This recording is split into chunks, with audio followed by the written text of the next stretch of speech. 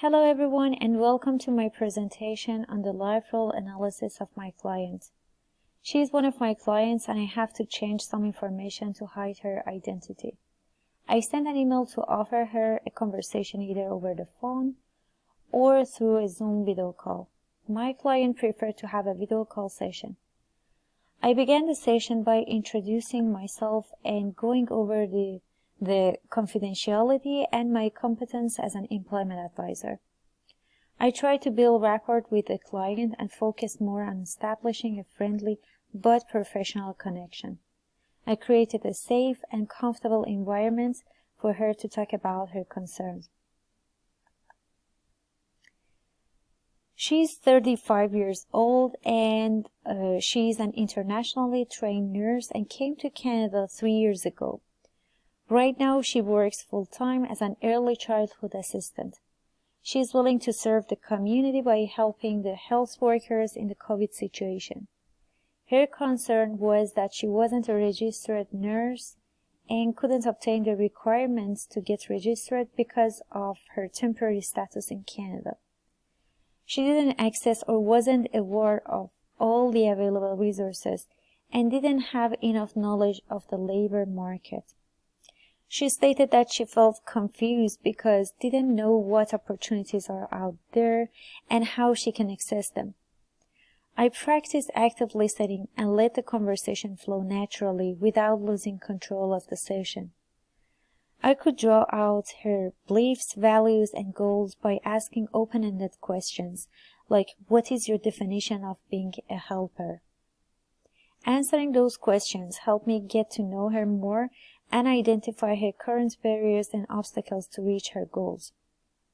Also, paraphrasing and restating helped me reflect on her feelings and reassured her that she was heard. I tried to be in the moment and flexible and let the client talk about her concerns and what she needs from our session. I showed that I was open and eager to hear her problem. Her answer to the question, what do you truly want the most in the world, was being independent and free. I asked her to tell me more and what did she mean by being independent. Here you see her statements. When you're dependent, you don't want and can't change because it's painful. It doesn't let you know yourself and your inner power. I think every person needs privacy and freedom. We should respect others by giving them space to be themselves. We should replace dependence with unconditional love. You can be passionate about your partner, country, or family, but not attached to them. She believes that being dependent is like an obstacle that blocks the individual from growing. It can be financially or mentally. Any attachments, either to people or places, can stop you from growing and knowing your inner power. I felt that she wanted to share something but was hesitant. So I asked her more questions to find her main concern. And she disclosed that she has broken up with her partner recently and thinks that it's all because she was attached to him.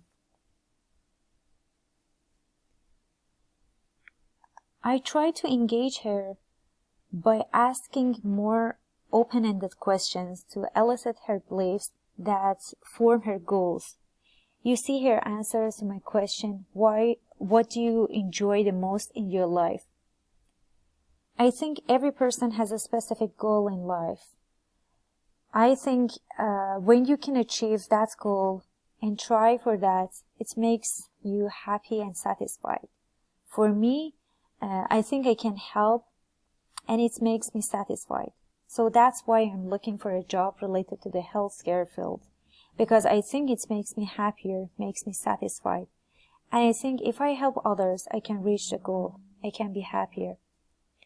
I realize that being helpful is very important for her. It doesn't mean being helpful in general, but specifically in healthcare because of her background and willingness to serve the community. So I noticed that she finds also meanings and satisfaction in her career in helping nursing in the pandemic situation. I paraphrase what I've heard to make sure that I understood her correctly. Considering her current situation, I suggest that she break her primary goal into smaller achievable steps. Because of her status, she can't apply to become a registered nurse, so we discussed alternative options that don't need any certificate or requirements.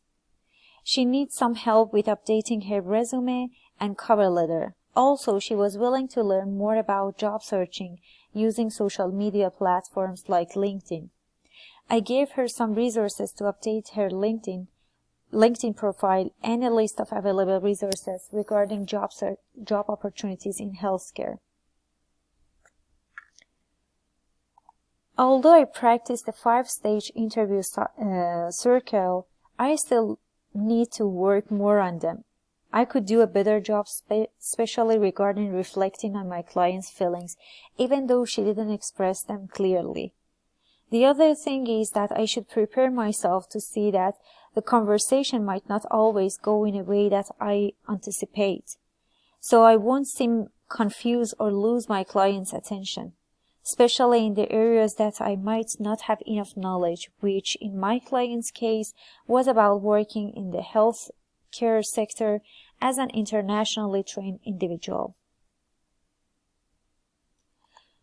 Generally, I was happy with the whole session and the outcome. I tried to be understanding and empathic, but not minimizing my client's problem. I provided her with the resources and information she requested. Our next session will be to take action regarding job searching, and I will show her how to look for a job online and tailor her job application based on each job post. Here you see my references, and that was the end of my presentation. Thank you for watching and listening.